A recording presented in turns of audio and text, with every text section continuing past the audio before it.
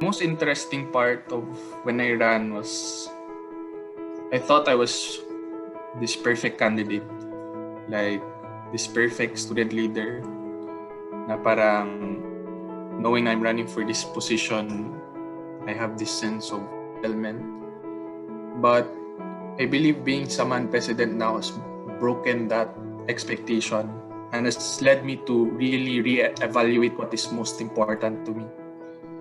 It's not really about my self-interest, but the interest of others. There's always this saying within the Samahan, we don't champion ourselves, but we champion others in whatever way we can. Here comes the saying, it's not always about you. You have to pave the way for others to really shine in the university, in the society. This sense of growth really came in when I had my most difficult days. Starting the term of Samahan President, it was a very tough school year last year. Mentally, we had a lot of exams, especially with the transition to online. It was very tiring. And that moment really tested me at my worst. But I realized na being president, although we are subject to these vulnerabilities, we have to stay strong because others stay strong because of you. Nay nagasalig sa tua. Because if hindi ka mag-believe sa sarili mo, most likely your co-officers, maybe your co-students wouldn't believe in themselves. And due to this challenge I had at the start of the beginning, not believing in myself and all those doubts I had, it made me even stronger as a person. And even now, it has really shown that I have more confidence in myself in the way that I lead. With regards to discerning for political science, I really didn't know back then what would I pursue, to be honest.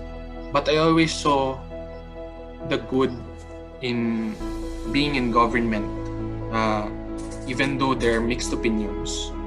I always saw service as the highest form of love for country. When I got into political science, where I really found this sense of purpose in the times of difficulty, I was tested mentally, especially in times of leadership. There were times that I wasn't able to do the best certain decisions, and that's when it made me really expose my vulnerabilities. I was always thankful of the people that really understood me, who really saw the growth in me. It was probably one of the hardest journeys to go through my first year of college, like these constant up and downs of college life, when you know what you're doing this day and you don't know what to do the next day. It was hard. It was fundamental of political science. It was taught by our teacher, Professor Lordisita Chan. And when she gave that lecture, I realized that this course was for me. And eventually, political science became a passion. Eventually, here comes the online setup. The online setup is somewhat a cannonball experience. It breaks everything, the comforts of our home, it breaks the comforts of our dreams.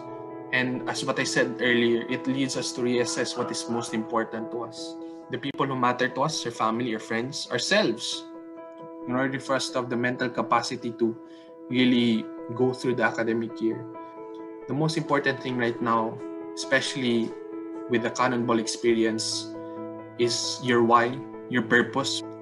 His or her why can bear anyhow, help others as well, having this enabling environment within the university.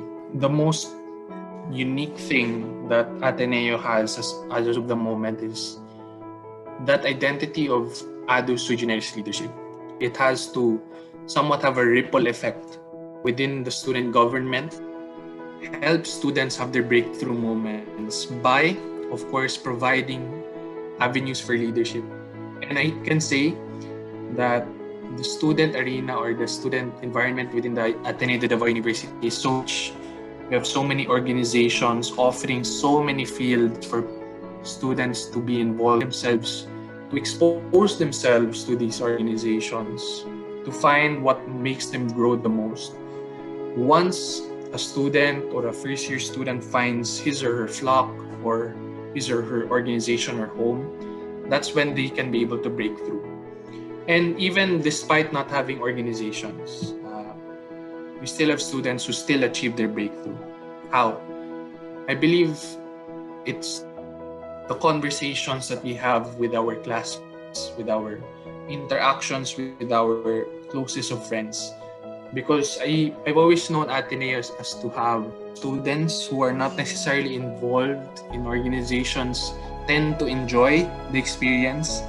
Our first years, I believe college is the time to grow out of our boxes, our shells.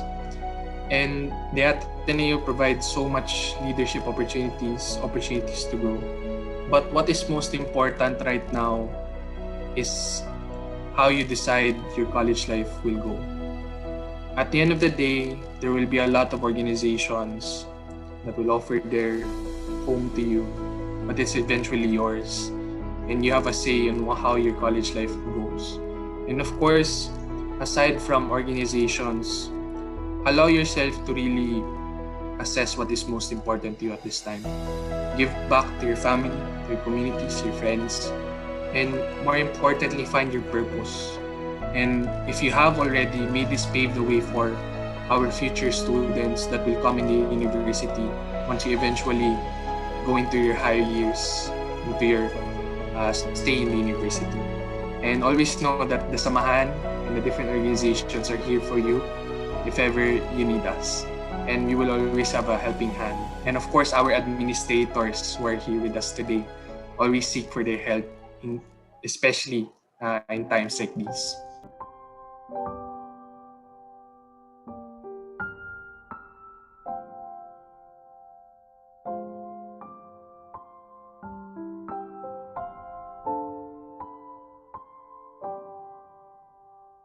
At this moment, I turn my thoughts to God, leave aside my chores and preoccupations, take rest and refreshment in God's presence.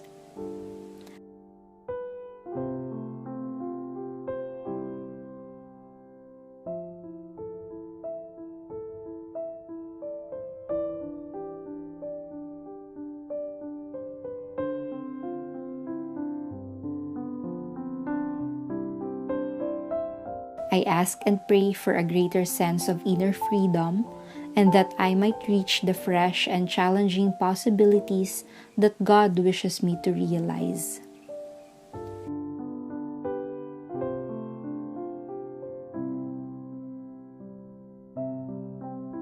In these days, God taught me as a school teacher teaches a pupil.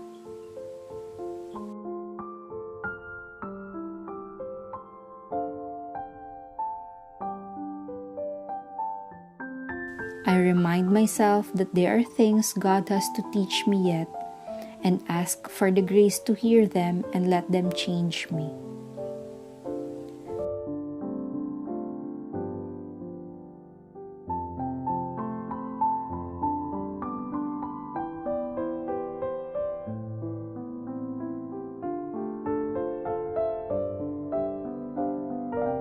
Watch over your heart with all diligence, for from it springs all life.